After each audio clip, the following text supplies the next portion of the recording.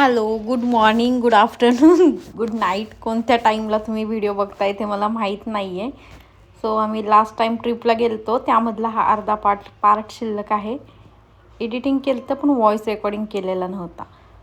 इथे आम्ही पोचल्यानंतर मी एवढी मस्ती चालू केली आणि तिथे गेल्यानंतर आहे ना माझा कॉन्फिडन्स फुल असा वाढलेला, कारण तिथे आम्हाला एक काका भेटलेले आणि ते काका कमीत कमी 10 ते 12 वर्ष झालं व्हिडिओज म्हणजे यूट्यूबला ब्लॉग वगैरे बनवतात. ते नेहमी प्रत्येक वेगवेगळ्या ठिकाणी जाऊन तिथे लाईव्ह ब्लॉग बनवतात आणि ते अपलोड करतात. आणि त्यांनी माझा इतका जास्त आणि एवढा छान कॉन्फिडन्स वाढवला आहे ना, बापरे. आणि त्यांचे सबस्क्रायबर 51,000 सबस्क्रायबर होते. त्यामुळे माझा भरपूर असा कॉन्फिडन्स वाढला आहे. चलो, तर मी पण ठरवलं आता चांगलं जोरात ब्लॉगिंग करणार, म्हणून कुठे जाईल तिथे ब्लॉग करत बसणार. आणि गड पूर्ण असा सुकसुकटलेला होता, पण खूप छान वाटत होतं.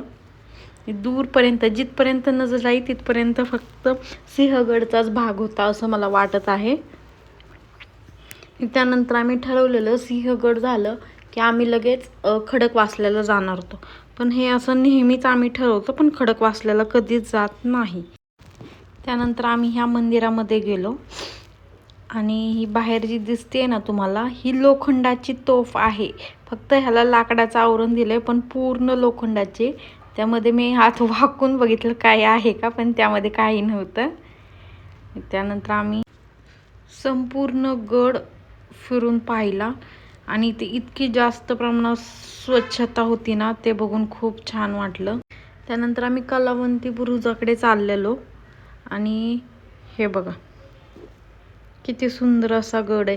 आणि जर पावसाळा असेल ना, तर पावसाळ्यात इतका सुंदर सिंहगड दिसतो ना, वास. किती चालता चालता माझी नजर आहे ना ह्या झाडांवरती पडली. इथे आहेत ना कपला कपली आलतात, नाचले चाळे केलेले ह्यांनी. तर ह्या व्हिडिओच्या माध्यमातून मला त्यांना सांगू इच्छिते की झाडांना त्रास देण्यापेक्षा ना तुम्ही तुमच्या हातावर, डोक्यावर, माथ्यावर एकमेकांची नावे कोरा. असला उन्हाचा जास्त तडका होता ना, पण गड पूर्ण बघितल्याशिवाय जायचं नाही असं आम्ही ठरवलेलं होतं. चालून चालून आमचे पाय खूप दुखायला लागलेले. आमचे नाहीत म्हणजे माझे. मॅडम तर हर्बल लाईफला जातात त्यामुळे त्या एकदम फिट अँड फाईन. आणि मी थोडं एक 500 मीटर जरी चालले ना तरी मला इतका जास्त दम लागत होता आणि थकल्यासारखं वाटत होतं. त्यानंतर आम्ही ताकाचा आस्वाद घेतला. सिंहगडावरती गेलं ना की हे मटक्यातलं ताक आम्ही बघत होतो, पण हे आम्हाला ग्लासातच भेटलं की ते खूप मोठा मोय झाला. त्यानंतर आम्ही बेसन भाकरी पण टेस्ट करायचं ठरवलं. नियोजन आम्ही नॉनव्हेजचं करून आलतो, पण इथे आम्ही बेसन भाकरी खाल्ली. आणि आमच्यासोबत जे कलिक आलते ना, त्यांना एवढी जाम भूक लागलेली ना, आणि आम्ही त्यांना सांगितलेलं की आपण सगळे जगदंबाला जेवायला जायचं. त्यामुळे त्यांनी कुठे काहीच खाल्लेलं नव्हतं. आम्ही मात्र खाऊन घेतलं. पूर्ण गड आम्ही फिरून पाहिला, एकही पॉईंट सोडला नाही.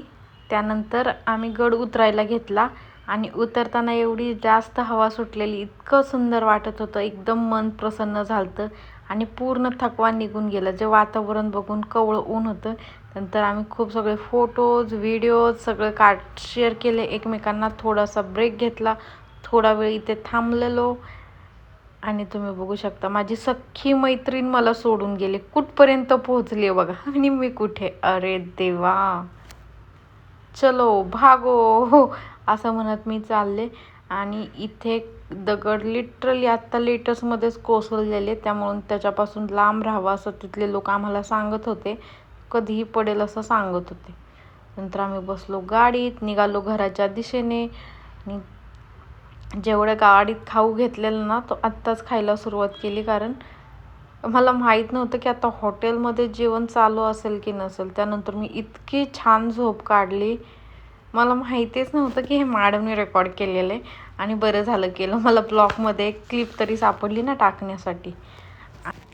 एकदम दुपारची वेळ होती, म्हणजे 4-4:30 वाजलेले. त्यामुळे सगळे हॉटेल्स बंद झालते आणि खरंच खूप जास्त भूक लागलेली. आम्ही सगळीकडे पाहिले, ऑनलाईन गुगलवरती सर्च करून आम्ही कॉल केलं. आणि त्यानंतर 7-12 दिसलेलं हायवेला, पण ते 3 किलोमीटर पाठीमागेच होतं. अरे देवा. त्यानंतर आम्ही गावकरी थाटला आलेलो आणि इथला एंट्रन्स इतका छान होता. जाता क्षणी महाराजांचं दर्शन झालं आणि ही अशी इतकी सुंदर बैठक व्यवस्था होती. त्यानंतर मेनू कार्ड घेतला आम्ही आणि पाहिलं काय काय त्यामध्ये आहेत. मला चालून चालून कंटाळ पण आलेला आणि झोप पण आलते, कारण सकाळी खूप जास्त लवकर उठलेले. मी कधीच 7 वाजता उठत नाही, पण ट्रिपमुळे मी 7 वाजता उठलेले. बराच वेळ वाट बघितल्यानंतर ऑर्डर देऊन 15 ते 20 मिनिट झालं, पण जेवण काही येतच नव्हतं. आणि मॅडम अशा एवढ्या बारकाईनं काय बघत होत्या ते मला समजत नव्हतं. आणि मॅच लागलेली, मग मॅचमुळे वेळ निघून गेला ते काही आम्हाला जास्त समजलं नाही. अर्धा तासापेक्षा ना जास्त वेळ झालेला, पण ते लोक काही लवकर रिस्पॉन्स करतच नव्हते, कारण 4:30-5 वाजलेले, त्यामुळं काही त्यांच्या एवढं तयारी नव्हती. त्यानंतर आम्ही जेवण करायला घेतलं. फक्त रस्सा सोडलं तर बाकी सगळं टेस्टी होतं. बाकी जेवण ओके होतं. त्यानंतर इतका मॅच बघतच बसलो. जेवण झालं तरी पण आम्ही तिथे गप्पा मारत बसलेलो, कारण माझे पाय दुखत होते, त्यामुळे मी काही चालायला मागतच नव्हते. त्यानंतर बिल केलं आणि आम्ही बाहेर निघालो आणि नेक्स्ट ट्रिपचा प्लॅनच करत होते, कुठे जायचं, कसं जायचं, कधी जायचं. त्यानंतर एकमेकांचा निरोप घेतला, हाय बाय बोलून एकमेकांचे फोटो शेअर केले. मॅडम मला सांगत होत्या नीट जा, व्यवस्थित जा, त्यांना सांगत होते. थँक्यू फॉर वॉचिंग आणि प्लीज सबस्क्राईब करायला विसरू नका. प्लीज सबस्क्राईब करा. बाय.